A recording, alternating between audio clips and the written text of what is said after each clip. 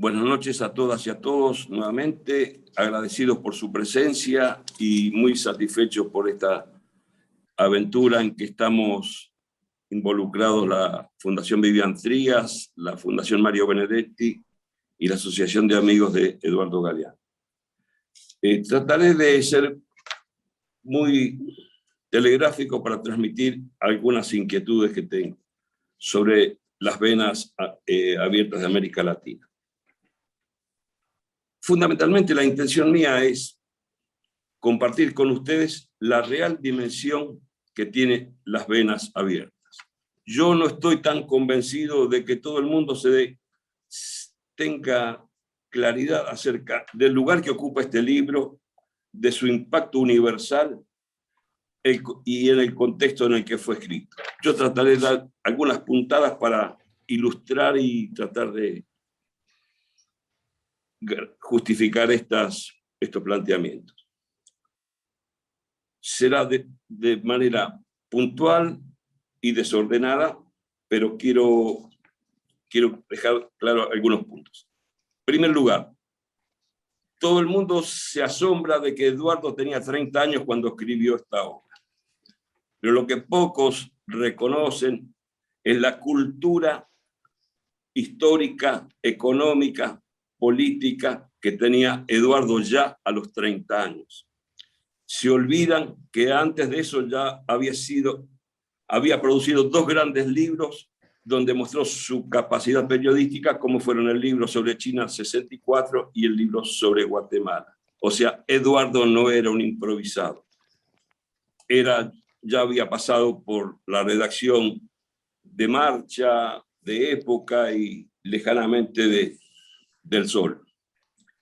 En segundo lugar, no es casual que esta obra tenga millones de ejemplares vendidos en el mundo. No sé si hay 100 o 200 uruguayos que puedan jactarse de que su obra esté circulando en más de 20 idiomas y que sean millones de ejemplares los que tienen vendidos. En el año 2016, el gerente de Siglo XXI decía que ellos ya habían vendido 1 millón de ejemplares.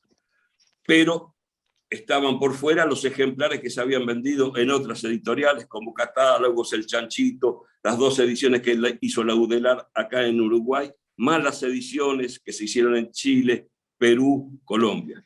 Y no estoy hablando de todas las venas que circularon de manera clandestina, por ediciones clandestinas, tanto impresas como electrónicas, que siguen circulando fuera de los ámbitos naturales. En tercer lugar, pocos se dan cuenta de este hecho, o pocos lo señalan por lo menos.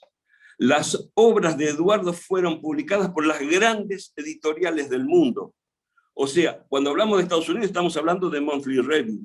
Cuando estamos hablando de Francia estamos hablando de Maspero y de Plon, donde salió Las Venas. Estamos hablando de Inaudi y Sperling y Kuffer en Italia, etcétera, etcétera. Y no quiero abundar en este momento acerca de quiénes fueron los traductores. Los traductores fueron los principales traductores de esas casas editoriales. No es el caso, pero quiero que les quede claro esta situación. Dice, y lo dijo muchas veces, que Eduardo que lo escribió en 90 noches, porque mientras tanto tenía sus distintas ocupaciones con las que trataba de sobrevivir. Esto significa que él la escribió después del 3 de septiembre del 70. El 3 de septiembre fue su cumpleaños número 30 y entregó, según dijo él muchas veces, el 31 de diciembre entregó el libro para el concurso de Casa de las Américas en la Embajada de Cuba. Lo que nunca dijo Eduardo fue que ese cumpleaños, que cumplía 30 años, el 3 de septiembre del 70, uno de sus más bellos regalos, más importantes regalos que recibió en su vida, lo recibió 24 horas después. ¿Cuál fue? Fue la elección de Salvador Allende como presidente constitucional de Chile. Y yo creo que ese hecho es un hecho marcante en Las Venas, porque Las Venas no puede ser analizado solamente como un libro escrito en en una campana de cristal donde muchos académicos e intelectuales logran trabajar. Eduardo le puso sangre y vigor. Y yo creo que el punto de partida, esta es una hipótesis mía, lo pone Eduardo a partir de la elección de su amigo y con quien recorrió Chile en la elección del 64 previamente y luego lo hizo en la del 70. Quiero mencionar algunos nombres poco conocidos que hicieron que el libro fuese posible y que el libro estuviese sostenido y garantizada su presencia desde el año 71. Voy a nombrar a 6 personas fundamentalmente. En primer lugar, Elena Villagra. Elena Villagra no participó con Eduardo cuando se escribió el libro, pero sí lo acompañó desde el 75 a lo largo de toda la vida de Eduardo. Y a Elena le debemos todos haber aguantado y sostenido en las peores circunstancias no solo sus vidas, sino también la vigencia de las venas. En segundo lugar, Elena Villagra. En tercer lugar, Elena Villagra. En cuarto lugar, don Arnaldo Orfila Reinaldo. Cuando Eduardo volvía de Cuba, después de no haber ganado el concurso de testimonio, don Arnaldo decidió publicar el libro en México. Y lo logra publicar en julio del 71. Al año siguiente, en el 72, don Arnaldo le escribe una carta a Eduardo disculpándose por el poco dinero que le estaba enviando como derechos de autor porque el libro había prosperado no mucho hasta ese momento.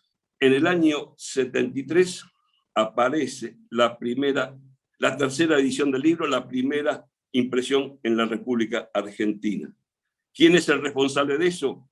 Alberto Pérez, un nombre que es poco conocido y a quien muchos le debemos muchísima por su enorme labor como editor. Pero en este caso en particular, él fue el que tuvo el coraje de publicarlo. A la salida de la dictadura de Lanusse, empieza a publicar contra la opinión de muchos intelectuales que lo rodeaban, Las Venas. En el 73 aparecen 2 ediciones, en el 74 aparecen 3 o 4, y ahí explota el libro y empieza a circular por el mundo. Alberto Pérez es un hombre clave en toda esta historia para tener la vigencia del libro.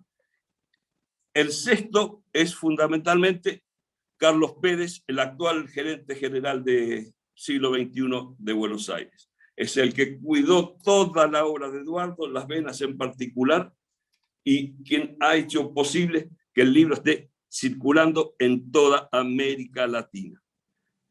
El libro durante muchos años había desaparecido de los anaqueles de las librerías de América Central, del Caribe, ni hablar, salvo Cuba, que lo publicó en 3 ediciones la Casa de las Américas. Carlos hizo posible que hoy circule en toda América, la América andina, el norte de Sudamérica, América Central, etc. Pedro, 3 minutos. Ok. Y fundamentalmente, lo importante son los lectores de Eduardo. Esa relación entre Eduardo y los lectores directamente. Porque no nos olvidemos, Eduardo nunca tuvo un comisionista literario, nunca tuvo un partido político que lo promocionase. Fue su propia, la calidad de su obra fue la que le permitió aparecer en las principales revistas europeas y norteamericanas cada vez que publicaba un libro, pero sin tener lo que algunos llaman eufemísticamente agentes literarios o tratantes literarios, no sé bien cómo es la expresión. Quiero cerrar haciendo alusión a que la gran importancia de Las Venas es que coloca el tema de América Latina como el centro de su obra. Es tan importante el libro, y yo lo quiero señalar, porque se ocupa no solo del Coño Sur como estamos todos acostumbrados, y con esta visión bastante etnocéntrica que tenemos los del Coño Sur. Fundamentalmente, Eduardo piensa en América Central, piensa en el Caribe inglés, Yo le pregunto a más de uno de los académicos de su época y de la actual, ¿quién leyó a Eric Williams como lo leyó él, el gran escritor y primer ministro de Trinidad y Tobago? O sea, él piensa en América. Bueno, termine porque habías quedado ahí con que había leído a Mitchell, era que estabas con Mitchell, ¿no? Ahí tocaste un botón y se fue. No, yo no toqué nada. ¿Quién fue? Fue Nagy, fue Nagy. Esta Nagy es brava. Dale vos. Yo quería volver sobre la importancia que Eduardo plantea América Latina como un todo. Es un tema sobre el que nadie había abordado con esa claridad conceptual, con esa ambición conceptual. Ahí están, no en vano, 2 o 3 de los que cita Eduardo en sus agradecimientos en Las Venas. Está Darcy Ribeiro, está Sergio Bagú, que le dan una visión mucho menos acotada a la quintita donde cada uno de nosotros vemos. Y yo creo que eso es muy importante. Cuando la academia analiza Las Venas, se olvida que las carreras de historia, cuando Las Venas aparece en el 71, las carreras están en un estado incipiente. No había historias de América globales. La de Alperín aparecería en esos años, pero con un periodo mucho más acotado que los 500 que más o menos aborda Eduardo. O sea, es un audaz en el planteo de un abordaje totalizador, pero lo hace con una solvencia bibliográfica digna del mayor encomio. Yo me acuerdo que había un señor que llegó a ser embajador argentino en la época de Menem en México, que escribió un libro sobre América Latina cuando tenía 28 años, prácticamente la misma edad de Eduardo. Y cuando habla de América Latina, Jorge Abelardo Ramos, se refiere solamente, en el mejor de los casos, a Sudamérica. Le dedica 60 páginas de ese libro y las otras 200 y pico de páginas se las dedica a la historia argentina. Cuando uno ve Las Venas, la bibliografía sobre la que descansa, la facilidad con la que se mueve históricamente y contemporáneamente, las categorías que utiliza Galeano son dignas de admiración, pero sobre todo es admirable la idea de América, que es la que él quiere transmitir. Yo quisiera terciar en esta cosa entre Nagy y Gabriel acerca de la academia. Creo, Gabriel, que lo que quiso decir Nagy, y yo lo suscribo plenamente, es que no es frecuente en las bibliografías de los cursos de historia o de literatura en las universidades americanas que esto ocurra. Yo te desafío a que revisemos los contenidos, dónde aparece Eduardo Galeano en la bibliografía de todos aquellos académicos que participaron en el seminario de la UDELAR. Porque acá sí discrepo, en este caso con Nagy. Una cosa es estudiar como un conejillo de indias a Galeano o a su obra o a Las Venas, y otra cosa es utilizarlo como una fuente de información y de análisis y una fuente de referencia. Y aquí hay un mea culpa que todos debiéramos hacer, porque Las Venas en particular, cuando aparece, se convierte en libro de texto de la mayor parte de los cursos de Latinoamérica que se imparte en las universidades norteamericanas. Hay 2 libros que circulan ampliamente por esos años. Uno de Petras y Zeitlin, una colección de artículos donde incluso hay un artículo de Galeano sobre Guatemala, y el de Eduardo.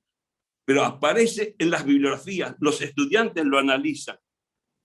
Es más, hay testimonios que hablan de que los propios dirigentes del Black Panther Party conocen la problemática latinoamericana a partir de la lectura de Las Venas, gracias a la traducción que hizo Monthly Review, prácticamente de inmediato a la aparición del texto de Las Venas en idioma inglés.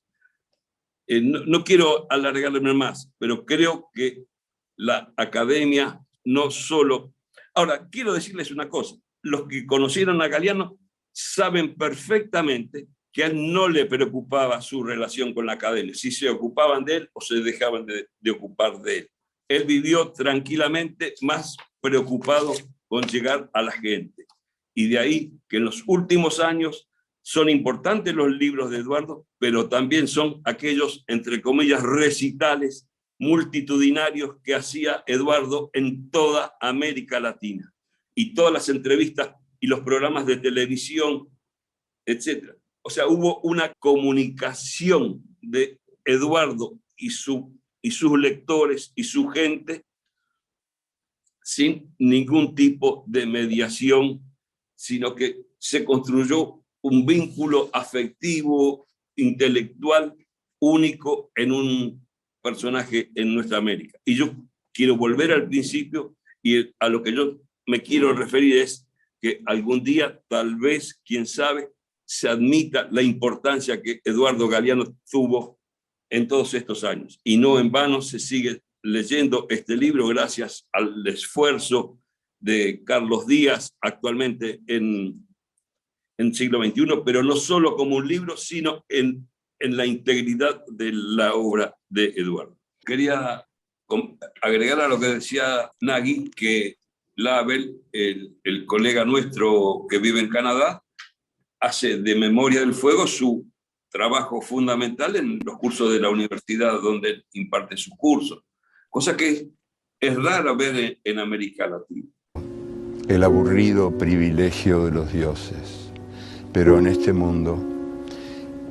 mundo chambón y jodido, seremos capaces de vivir cada día como si fuera el primero y cada noche como si fuera la última.